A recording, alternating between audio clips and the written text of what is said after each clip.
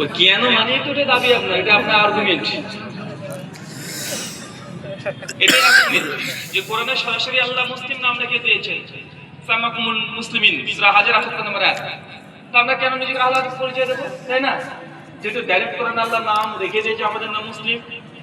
তবে আপনারা যখন আপনার নাম জিজ্ঞেস করলাম, আপনি কি নাম বললেন?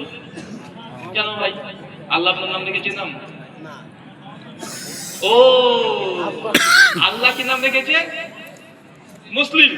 আর বাপ মা নাম রেখেছে মোহাম্মদ ফেরদৌস। উনি বাপ মার দেওয়া নাম দিয়ে পরিচয় দিচ্ছে। কার নাম দিয়ে পরিচয় দিল? বাবা মার দেওয়া নাম দিয়ে পরিচয় দিয়েছে। একদিকে আল্লাহ দিয়েছে কি নাম? মুসলিম। তোমরা মুসলিম নাম মৃত্যুবরণ করো, তোমাদের নাম রাখা মুসলিম। নবী ইব্রাহিম তোমার নাম রেখেছে মুসলিম। একাধিক আয়াত, ডজন খানিকের উপরে আয়াত আছে। কিন্তু আল্লাহর দেওয়া নাম বাপ দিয়ে আমি আমার বাপ যে নাম দিয়েছে ওই নামে পরিচয় দিলাম। হ্যাঁ, কিসের পার্থক্য?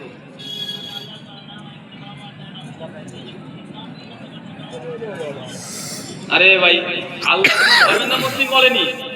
সূরা হাজর 78 নম্বর আয়াতে কি হয়েছে যে তোমাদের নাম কি রাখা হলো? মুসলিম। আল্লাহ তো আমাদের নবী ইব্রাহিম আমাদের নাম মুসলিম রেখে দিয়েছে। তো আমাদের সকলের নাম কি? কথা বলে মুসলিম। আপনার বাপকে আল্লাহ কি বলেছেন যে মোহাম্মদ ফেরদৌস নাম রাখো? না, এই কথা তো আপনার ব্যাখ্যা। আপনার ব্যাখ্যা আমি নেব কেন?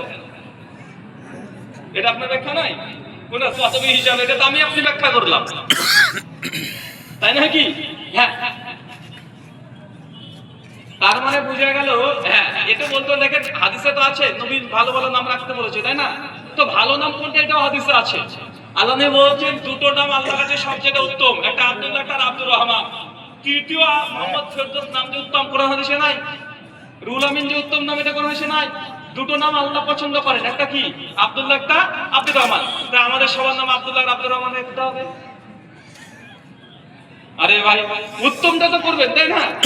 তো উত্তম কোনটা?